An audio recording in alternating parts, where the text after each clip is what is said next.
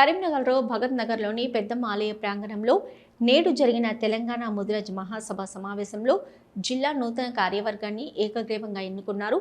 జిల్లా నూతన అధ్యక్షుడిగా గీకూరు రవీందర్, పండగ నాగరాజును ప్రధాన కార్యదర్శిగా నియామకమైనట్లు తెలంగాణ ముదిరాజ్ మహాసభ ఎన్నికల అధికారులు ప్రకటించారు.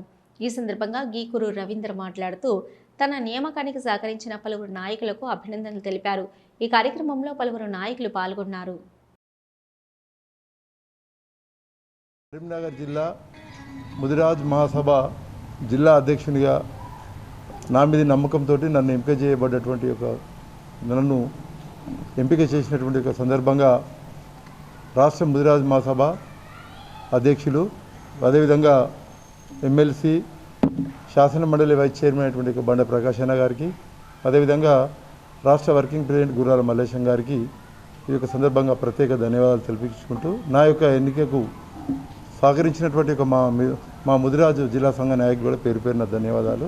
ఈ సందర్భంగా ముదిరాజ్ మహాసభ తెలంగాణ రాష్ట్రం ఏర్పడ్డ తర్వాత 2014 లోపల ఏర్పడ్డది. 2014 నుంచి ఇప్పటి వరకు దాదాపు 11 సంవత్సరాల పీరియడ్ లోపల ముదిరాజుల సంక్షేమం కోసం, మత్స్యకారుల క్షేమం కోసం, అభివృద్ధి కోసం ఎన్నో రకాల సంక్షేమ పథకాలను తీసుకొచ్చే విధంగా ప్రభుత్వం మీద గతంలో ఒత్తిడి చేసింది.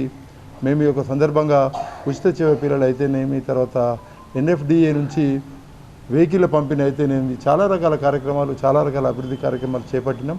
ఇంకా కూడా రాబోయేటువంటి కాలంలో సంస్థాగతంగా బలంగా ఉన్నటువంటి ముదిరాజ్ సభ ద్వారా ఈ తెలంగాణ రాష్ట్రంలో రేపు రాబోయే కాలంలో రాజకీయంగా, ఆర్థికంగా, సామాజికంగా, విద్యా ఉద్యోగ పరంగా అన్ని రంగాలలో ముదిరాజులను ముందు వరుసలో ఉండే విధంగా ఈ సంఘం ఖచ్చితంగా ఫైట్ చేస్తుంది.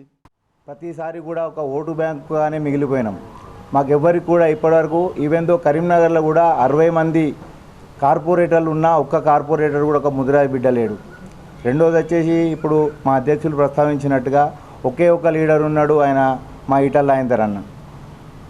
కాబట్టి మాకు కూడా ఇప్పుడు రాబోయే లోకల్ బాడీ ఎన్నికలలో సాధ్యమైనన్ని ఎంపీటీసీ, జెడ్పీటీసీ, సర్పంచ్ స్థానాలు మాకు కేటాయించి మా భాగస్వామ్యం మాకు ఇచ్చే విధంగా మేమందరం కూడా పోరాడతామని చెప్పేసి మా లోపల పోరాట స్ఫూర్తి రగిలించిన పండుగ సాయన్న సాక్షిగా, హైదరాబాద్ మొట్టమొదటి మేయర్ కృష్ణస్వామి ముదిరాజ్ సాక్షిగా మేము పోరాడతామని చెప్పేసి ఈ సందర్భంగా నేను తెలియజేస్తున్నాను.